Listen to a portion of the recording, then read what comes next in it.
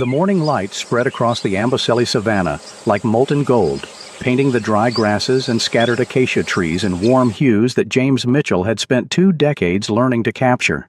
His Canon EOS R5 felt like an extension of his body, now the familiar weight comforting in his weathered hands as he tracked the elephant herd through his telephoto lens.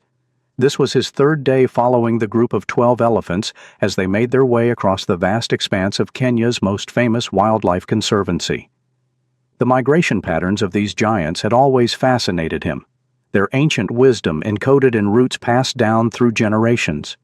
Today felt different, though charged with an anticipation he couldn't quite explain. Through the 600mm lens, James observed the familiar hierarchy of the herd. The matriarch, a massive female with distinctive notches in her left ear, led the procession with the confident gait of one who had navigated these lands for over 4 decades. Behind her, the other adults followed in loose formation, their young ones safely tucked between massive gray bodies. But something was wrong with the formation. James lowered his camera and squinted against the morning glare. One small figure lagged significantly behind the group, struggling to keep pace with the steady rhythm of the herd. At first glance, it appeared to be simply a young elephant, perhaps tired from the night's journey. But as James raised his camera again and adjusted the focus, the details that emerged made him catch his breath. The young elephant was unlike anything he had ever seen in 20 years of African wildlife photography.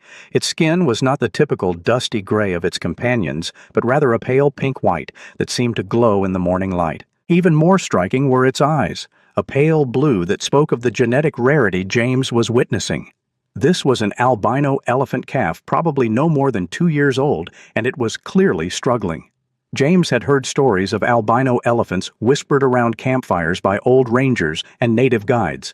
They were considered sacred by some local tribes, cursed by others, but universally acknowledged as extraordinarily rare. In his entire career, he had never encountered one, and he knew the odds of survival for such animals in the wild were devastatingly low. The calf stopped frequently, its breathing labored and visible even from James's distant vantage point.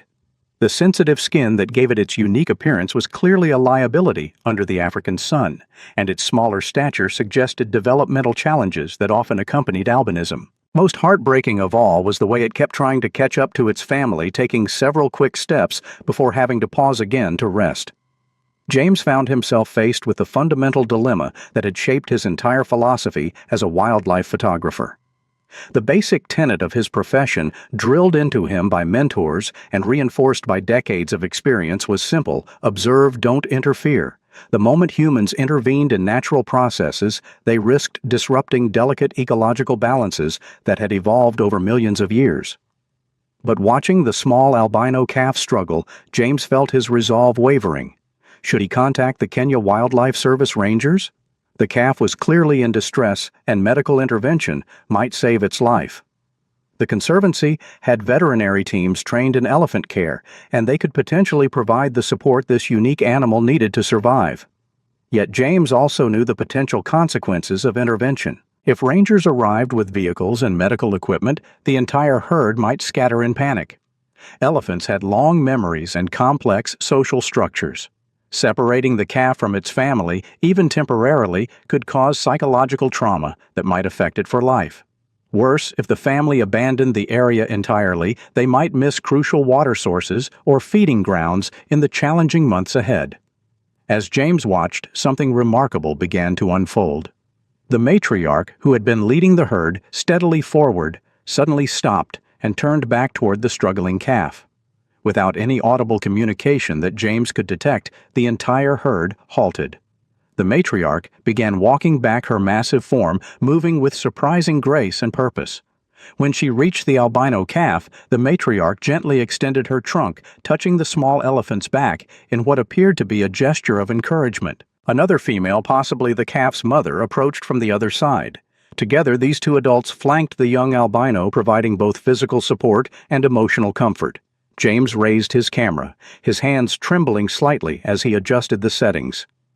ISO 400 to handle the changing light aperture at f5.6 for optimal depth of field shutter speed at 1,000th of a second to freeze any movement. This was exactly the kind of moment that defined his career. raw, authentic wildlife behavior that revealed the deep emotional intelligence of these magnificent creatures. The scene that unfolded challenged everything James thought he knew about natural selection and survival of the fittest. Rather than abandoning their weakest member, the herd was adapting to accommodate the albino calf's limitations. The pace of the entire group slowed to match what the small elephant could manage. The positioning shifted so that the calf was protected in the center, shielded from the harsh sun by the massive bodies of its family members. For several hours, James documented this extraordinary display of elephant empathy. The matriarch would periodically check on the calf, her ancient eyes seeming to assess its condition with the wisdom of decades. The mother never left its side, using her own body to create shade during rest stops. Even some of the other young elephants in the herd began to show protective behaviors, forming a loose circle around their albino companion during breaks. As the day wore on, James found himself deeply conflicted. The logical part of his brain recognized that this could be merely a temporary delay in the inevitable. The calf was clearly struggling, and the challenges ahead. The approaching dry season potential predator encounters the daily demands of long-distance travel seemed insurmountable for an animal with such obvious physical disadvantages. But another part of him, the part that had been shaped by decades of witnessing nature's incredible adaptability, wondered if he was underestimating both the calf's resilience and the herd's capacity for accommodation. Perhaps intervention would actually disrupt a natural healing process that was already underway. Maybe the elephant family's instincts were more sophisticated than human understanding could appreciate. The internal debate raged as James continued to document the herd's journey. Every photograph captured not just the visual reality of an extraordinary albino elephant, but also the complex emotional and social dynamics that were playing out before his lens. This wasn't simply a story about a genetic anomaly struggling to survive. It was a testament to the power of family bonds and collective caring in the animal kingdom. As the sun reached its zenith, the herd found shelter under a cluster of large acacia trees near a small waterhole. The albino calf collapsed into the shade with obvious relief, its pale skin already showing signs of sunburn despite the protection provided by its family.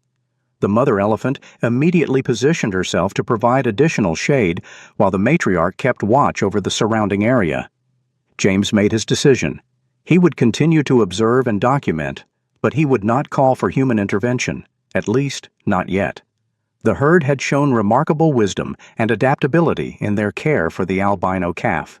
They deserved the chance to solve this challenge in their own way, according to their own ancient knowledge. But as he packed his equipment for the day and prepared to return to camp, James couldn't shake the feeling that he was possibly making a terrible mistake. The weight of responsibility felt overwhelming. In his hands lay the power to potentially save a life, yet also to potentially destroy the very thing he was trying to preserve. The albino calf's pale blue eyes seemed to follow him as he prepared to leave, and James wondered what intelligence lay behind that gaze. Did the young elephant understand its unique circumstances? Could it sense the precarious nature of its existence, or was it simply focused on the moment-to-moment challenge of staying with its family? That night in his tent, James stared at the images on his camera's LCD screen. Each photograph told part of a story that was still being written. The stark beauty of the albino calf contrasted against the typical gray of its companions, the tender interactions between family members, the determined expression on the matriarch's weathered face as she assessed the group's newest challenge. These images could potentially change conservation approaches worldwide. They documented a level of elephant social intelligence and empathy that researchers had theorized but rarely captured so dramatically. But they also raised uncomfortable questions about when, if ever, humans should intervene in natural processes. As James drifted off to sleep, to the sound of distant elephant rumbles carried on the night wind, he knew that the next few days would test not only the albino calf's ability to survive, but also his own conviction that nature knows best. The story was just beginning, and its conclusion was far from certain. The first day had ended with more questions than answers, but one thing was clear: James was witnessing something extraordinary. Whether it would ultimately be a story of triumph or tragedy remained to be seen, but it would undoubtedly be a story worth telling. Dawn broke with the same golden intensity as the previous day, but James awoke with a knot of anxiety in his stomach that had been growing since he first spotted the albino calf. He had spent a restless night replaying scenarios, each more troubling than the last. What if the calf hadn't survived the night? What if the herd had moved on without it? What if his decision not to intervene had already proven fatal? With practiced efficiency born of countless early mornings in the field, James prepared his gear and set out with his local guide Mwangi to relocate the elephant herd. Mwangi had worked in Amboseli for over 15 years and possessed an almost mystical ability to track wildlife across the vast savanna. His weathered face remained impassive as James explained the situation, but his eyes betrayed the same concern that was eating at the photographer. They followed the trail of massive footprints, scattered dung, and broken vegetation that marked the herd's passage through the night. After an hour of careful tracking, they spotted the elephants near a larger waterhole about 3 kilometers from where James had left them the previous evening. Raising his binoculars, James quickly counted the familiar silhouettes. 12 elephants, all accounted for. Relief flooded through him as he spotted the distinctive pale form of the albino calf lying in the shade of its mother. The young elephant was alive, though it appeared even more lethargic than the day before. Through his telephoto lens, James could see that the calf's breathing was shallow and rapid, its pale skin showing more pronounced signs of sun damage despite the family's protective efforts. The herd's behavior had evolved overnight in ways that fascinated James. The usual loose formation had tightened into something more protective. The adult females had positioned themselves in a rough circle around the waterhole, with the albino calf and its mother at the center. Several elephants took turns creating shade with their massive ears fanning the air in coordinated efforts to keep the vulnerable calf cool. James spent the morning documenting these adaptive behaviors using his 800mm lens to maintain distance while capturing intimate details of the family's care routines. The matriarch, whom James had begun calling Temba in his field notes, seemed to have assumed the role of primary caregiver alongside the calf's mother. She regularly approached the young albino, using her trunk to gently touch and examine it, as if conducting medical assessments with 40 years of accumulated wisdom. Around midday, when the sun's intensity was at its peak, something remarkable happened. The entire herd began a coordinated mud-wallowing session, but with a specific focus on their albino member. Adult elephants would scoop up mud with their trunks and carefully apply it to the calf's exposed skin, creating a natural sunscreen from the mineral-rich earth. The process was deliberate and methodical, with different family members taking turns to ensure complete coverage. James had witnessed mud-bathing behavior countless times, but never with this level of focused intention. The elephants seemed to understand instinctively that their albino family member needed special protection, and they were providing it using their own intelligence and resources. It was a masterclass in collective problem-solving that challenged conventional understanding of animal cognition. Throughout the second day, James also began to notice subtle changes in the calf's condition. While still obviously struggling, the young elephant seemed marginally stronger than the day before. It was drinking more frequently, taking advantage of the constant access to water that its family was providing. More importantly, it was beginning to show increased interest in its surroundings, occasionally lifting its head to observe the other elephants or investigate interesting scents. The protective mud coating appeared to be effective. The angry red patches of sunburned skin that James had noted the previous day were beginning to heal, and new applications of mud were preventing further damage. The herd's collective wisdom was proving more effective than many human interventions might have been. By the third day, James began to see the first signs of real improvement. The albino calf was standing for longer periods and even attempting to play with some of the other young elephants in the group. Its movements were still careful and deliberate, lacking the boisterous energy typical of elephant calves its age, but the improvement was undeniable. Most encouraging was the development of what James came to think of as a buddy system within the herd. A young female elephant, probably the albino calf's older sister, had taken on a protective role that went beyond what the adults were providing. She stayed close during travel, helped guide the calf to the best feeding spots, and even seemed to be teaching it how to apply mud more effectively to its own skin. James captured a particularly moving sequence on the afternoon of the third day, the albino calf and its protective sister standing side by side at the water's edge, their trunks intertwined as they drank. The contrast between the pale pink-white of the albino and the normal gray of its companion created a powerful visual metaphor for family acceptance and unconditional love. The photographer found himself developing an emotional attachment to this story that went beyond professional interest. Each morning brought anxiety about what he might find, and each evening brought relief when the calf proved its continued resilience. He began to understand the profound responsibility that comes with being a witness to such intimate natural dramas. On the fourth day, the herd faced their first real test. Water levels at their current location were dropping rapidly, and the elephants needed to move to a more reliable source several kilometers away. James watched through his telephoto lens as the matriarch surveyed the group, her intelligent eyes seeming to weigh the risks of travel against the necessity of finding better resources. The decision when it came was swift and decisive. The herd would move, but with modifications to their usual travel pattern. Instead of the typical single-file formation, they arranged themselves in a protective diamond shape with the albino calf at the center. The matriarch led from the front while the mother and the protective sister flanked the calf on either side. Other adults formed a mobile shield around this core group. The journey that followed was unlike anything James had documented in his career.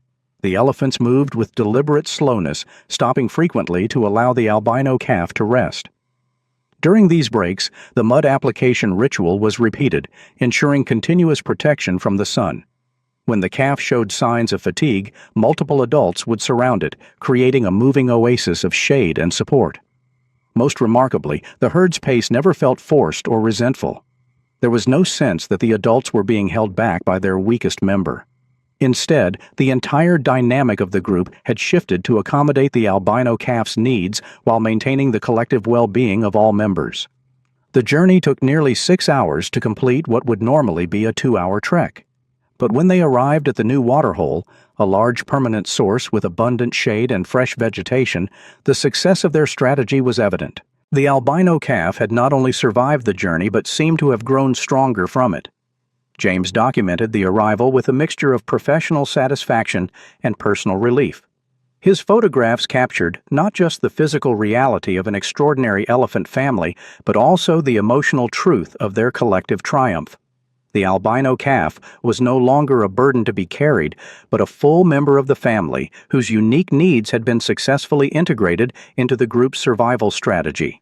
On the 5th and 6th days, James witnessed what could only be described as the calf's integration into normal herd life. While still requiring special care and protection, the young albino began participating more actively in typical elephant activities.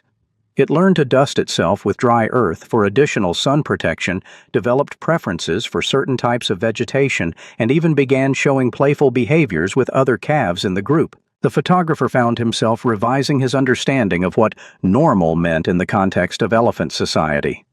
The herd hadn't simply accommodated the albino calf. They had evolved their entire social structure to create a new normal that included and celebrated difference. It was a lesson in adaptive flexibility that many human communities could learn from. James also began to notice his own transformation during this extended observation period. The initial panic and urge to intervene had given way to deep respect for the elephant's collective wisdom. He had learned to trust processes that initially seemed uncertain or risky, recognizing that his human perspective was often limited compared to the accumulated knowledge of these ancient creatures.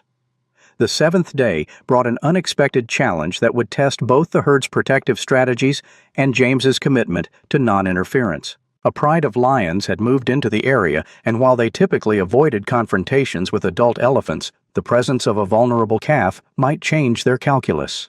James watched through his lens as the matriarch detected the lion's scent and immediately signaled alarm to the rest of the herd. The response was swift and coordinated. Adults formed a tight defensive circle with all the young elephants, including the albino calf, protected at the center. The display was impressive, a wall of gray flesh and ivory that presented an intimidating barrier to any potential predator. The lions, apparently recognizing the futility of challenging such a formidable defense, moved on without incident. But the event reinforced James's growing conviction that the albino calf was not just surviving but thriving under its family's protection. The herd had proven capable of adapting their protective strategies to meet any threat. As the first week of observation drew to a close, James reflected on the profound changes he had witnessed, not just in the albino calf's condition, but in his own understanding of wildlife photography's role and responsibility. He had entered this situation believing that non-interference was a rigid principle to be followed regardless of circumstances. Now he understood it as a more nuanced commitment to trust natural processes while remaining alert to situations where intervention might truly be necessary. The albino calf had transformed from a struggling, isolated individual into a valued member of a family that had reorganized itself around inclusion and protection. It was a story of resilience, adaptation, and unconditional love that transcended species boundaries. And James had been privileged to witness and document it all. But he also knew that the most challenging tests were yet to come. The dry season was approaching. Resources would become scarcer, and the herd would face decisions about long-term survival that might test even their remarkable capacity for accommodation. The story was far from over, and its ultimate conclusion remained uncertain. The reality of leaving hit James with unexpected force on his final morning in Amboseli. 3 weeks that had felt like a lifetime of discovery were coming to an end, and with them, his role as witness to one of the most extraordinary wildlife stories of his career. His contract with National Geographic required him to move on to Botswana for the next phase of a Pan-African elephant migration study, but his heart remained anchored to this specific family and their remarkable albino member. James rose before dawn, driven by a familiar mixture of excitement and melancholy that came with endings. This would be his last opportunity to observe the herd, his final chance to document the albino calf's continued progress. As he prepared his equipment in the pre-dawn darkness, he reflected on how much both he and the elephants had changed since that first dramatic encounter. The transformation in the albino calf was nothing short of miraculous. What had begun as a struggling, isolated young elephant barely able to keep pace with its family had evolved into a confident, integrated member of the herd. The pale pink-white skin that had initially seemed like a fatal liability now appeared almost luminous in the early morning light, a badge of uniqueness rather than vulnerability. Through his telephoto lens, James watched the familiar morning routine that had become precious to him over the past weeks. The herd was preparing for another day of travel, but their movements now incorporated the albino calf's needs so seamlessly that the accommodations appeared completely natural. The mud application ritual had become as routine as drinking water, and the protective positioning during travel had evolved into an elegant dance of family cooperation. Most remarkably, the albino calf had developed its own sophisticated understanding of its limitations and how to work within them. It had learned to seek shade proactively, to apply protective mud with impressive skill for its age, and to communicate its needs to family members through subtle body language and trunk gestures. The young elephant was not just surviving. It was developing into an intelligent, capable individual with its own personality and preferences. James found himself particularly moved by the relationship that had developed between the albino calf and its protective older sister. What had begun as a necessity-driven guardianship had evolved into a genuine friendship that enriched both elephants' lives. They played together, explored together, and had developed a communication style that seemed almost telepathic in its efficiency. As the morning progressed, James realized he was witnessing more than just successful adaptation. He was observing evolution in action. This family had developed new social behaviors and protective strategies that could potentially be passed down to future generations. The albino calf's presence had catalyzed innovations in elephant social organization that might influence the entire herd's approach to caring for vulnerable members. The matriarch Temba had emerged as a central figure in this transformation. Her leadership had been crucial in establishing the new social norms that protected the albino calf while maintaining the herd's overall effectiveness. James had watched her make countless micro-decisions over the weeks, each one balancing the needs of the individual against the welfare of the group. Her wisdom and experience had been the foundation upon which the family's successful adaptation was built. Around midday, James faced the inevitable moment of final documentation. He wanted to capture one last image that would encapsulate the entire story he had witnessed. Using his wide-angle lens, he positioned himself to frame the entire herd with the dramatic backdrop of Mount Kilimanjaro in the distance. The composition that emerged was breathtaking. 12 elephants moving across the golden savanna in perfect formation, with the albino calf proudly walking in the center of the group, no longer a burden, but a treasured family member. The symbolic power of that final image was overwhelming. Against the backdrop of Africa's highest peak, these elephants represented the summit of family loyalty, adaptive intelligence, and unconditional love. The albino calf's pale form at the center of the dark gray group created a visual metaphor for acceptance and inclusion that transcended species boundaries. As James lowered his camera for the final time, he felt a profound sense of completion mixed with inevitable sadness. He had set out to document elephant migration patterns and had instead discovered a story of courage, adaptation, and the transformative power of family bonds. His photographs would preserve this remarkable journey, but they could never fully capture the emotional complexity of what he had witnessed. The drive back to Nairobi provided time for reflection that James both welcomed and dreaded. As the familiar landscape of Amboseli disappeared in his rearview mirror, he found himself processing not just what he had observed, but how the experience had changed his fundamental understanding of wildlife photography's purpose and responsibility. His laptop contained thousands of images that documented every phase of the albino calf's integration into the herd. Looking through them chronologically was like watching a masterclass in resilience and adaptation. The early photos showed struggle and uncertainty. The later ones revealed confidence and belonging. The progression was more dramatic than any fictional story could have invented. But the real revelation was in the subtle changes visible in the other elephants. The family had not simply accommodated their albino member, they had been enriched by the experience. The protective behaviors they had developed had strengthened bonds throughout the herd. The problem-solving strategies they had invented had enhanced their collective intelligence. The albino calf had given them the opportunity to discover capacities they might never have known they possessed. James began to understand that his role had been more significant than he had initially realized. By choosing not to intervene, he had allowed a natural process of adaptation and growth to unfold uninterrupted. His patience and trust in the elephant's wisdom had been rewarded with insights that could influence conservation approaches worldwide. However, questions continued to nag at him as Nairobi's skyline appeared on the horizon. Had he been right to trust nature's processes so completely? What if circumstances had been different? What if the herd had not possessed such remarkable adaptive capacity? The weight of those unanswered questions would probably stay with him for the rest of his career. The transition back to urban civilization felt jarring after 3 weeks of intimate connection with the natural world. James's small hotel room near the airport felt cramped and artificial compared to the vast openness of the savannah. The constant noise of traffic replaced the subtle soundscape of elephant rumbles, bird calls, and wind through acacia trees. At the airport, while waiting for his flight to London and then on to Botswana, James received an email that would test his convictions one final time. It was from the chief ranger of Amboseli National Park, a man James had met briefly during his initial permit application process. James, the email read, "We've received reports of an albino elephant calf in the area where you've been working. This is obviously an extremely rare and significant discovery. We'd like to coordinate with our research team to establish monitoring protocols and possibly implement protective measures. Could you share any information about the animal's location and condition?" James stared at the message for a long time, his cursor hovering over the reply button.